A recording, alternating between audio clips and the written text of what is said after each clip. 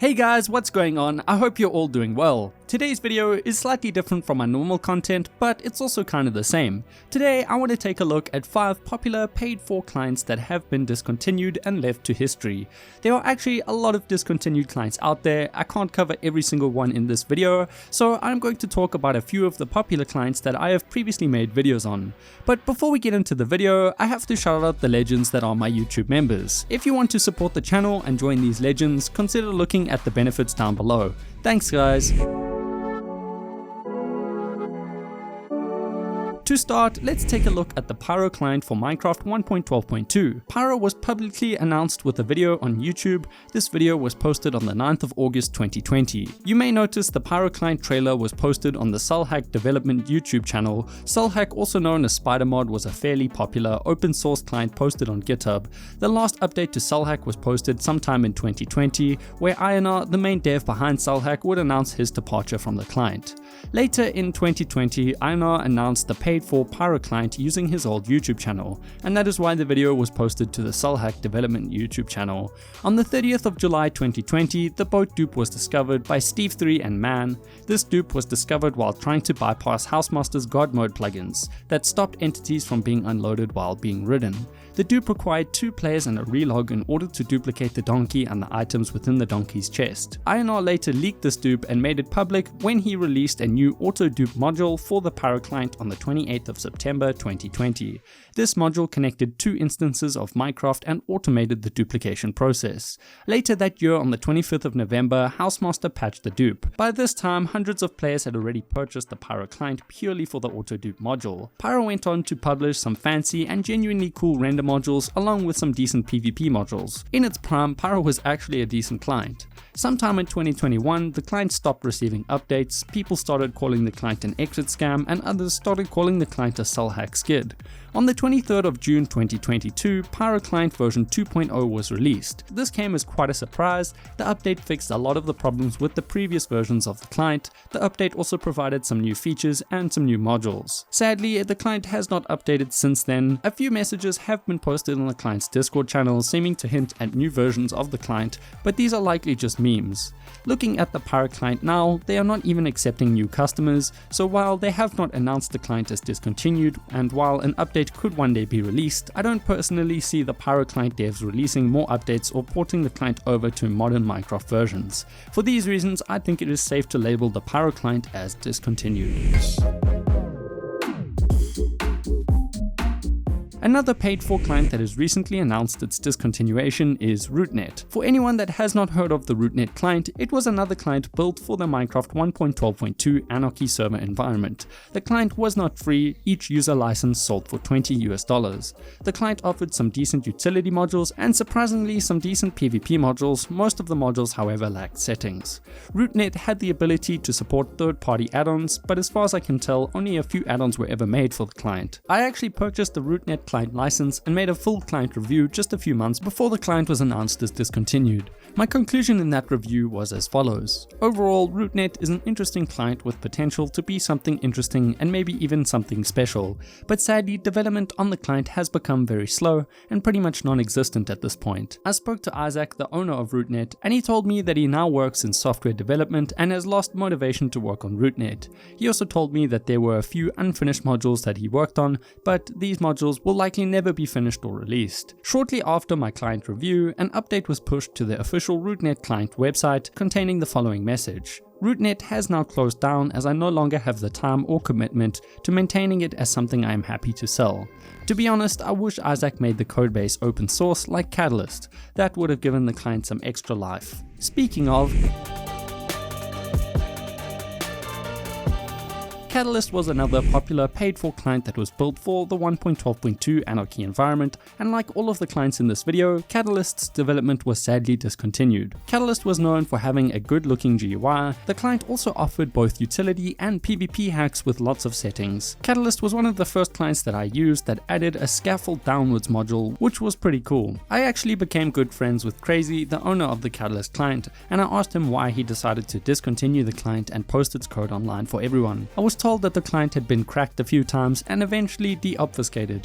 Basically, a portion of the client's source code was floating around on GitHub, and while this is not the only reason for the client's closure, I was told that this played a big part in demotivating everyone who worked on the client. Crazy told me that on top of the client's source code being leaked, he was losing interest in the greater Anarchy community after being a part of it for years. It was just not as interesting to him as it once was. Catalyst was also a very time-intensive project that required a lot of work. Unfortunately, Catalyst was not generating enough income to justify the time needed to maintain the project, and the devs behind Catalyst collectively decided to stop development and open source the client's code in its entirety. A lot of people were rightfully upset when the client they had spent real-world money on went open source and became free for everyone, and while I can see why people would be upset, I think the devs made the right choice. If they had just stopped accepting payments and closed the client down, Catalyst would have died completely and silently. Now the client and its code are accessible to everyone. Hey guys, I wanted to quickly ask you to like or dislike the video. This lets me know if you're enjoying the video and it helps me decide what kind of content to make in the future.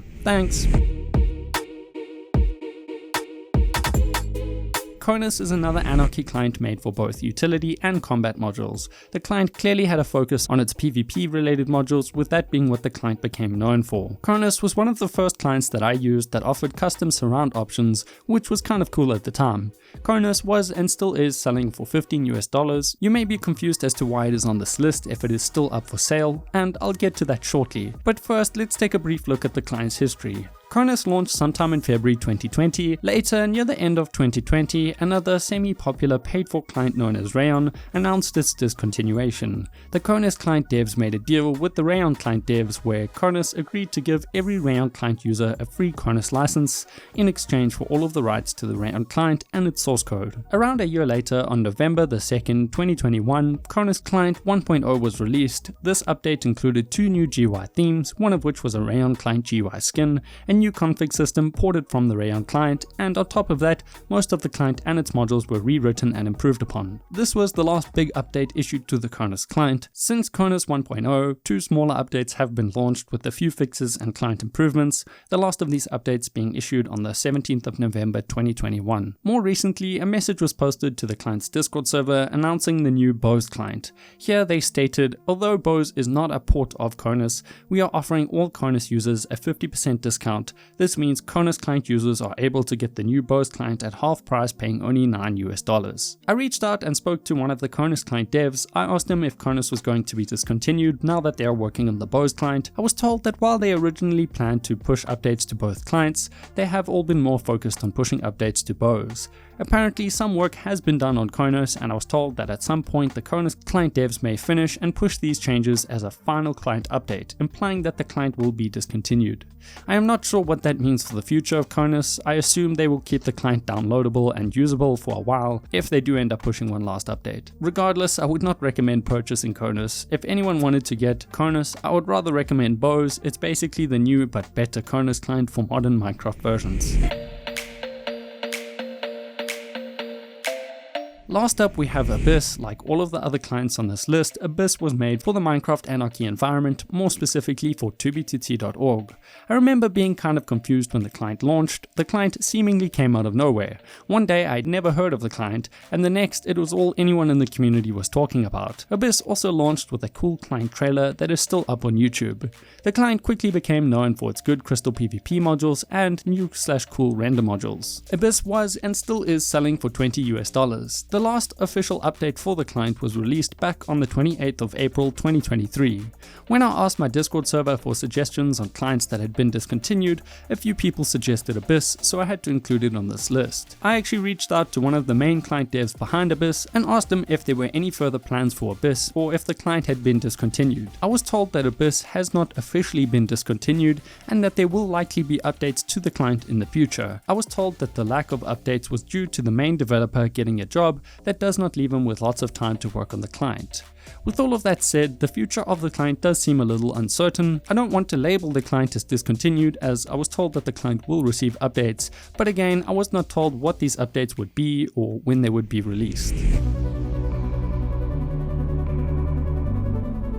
Overall, I think it was fairly interesting looking back at all of these clients. Pyro Client is not up for sale anymore, but anyone who previously purchased the client can still log in and download the client. Rootnet, on the other hand, has been completely taken offline. I was not able to log in or download the client, and I wish Isaac had made the client's codebase open source rather than keeping the client private. Catalyst was discontinued and uploaded to GitHub for anyone to view and download. While it's sad that the client shut down, and while some people are upset that they paid for a client that is now free, I personally appreciate the devs making the client open source and announcing its discontinuation. I would argue that going quiet or just closing down a client is just as frustrating. At least making the client's codebase open source stops the client from vanishing without a trace. Konas has not been officially discontinued, but upon asking the client's developers if the client would continue to be updated, I was told that if the client does update, it would likely be the last update issued to the client, with their attention now being focused on the newer Boze client. Abyss may seem to be discontinued, but I was told that updates will be issued to the client, though personally I don't see the client updating to modern Minecraft versions, and I'm not sure how many people are still in need of a 1.12.2 client, making the Abyss client's future uncertain.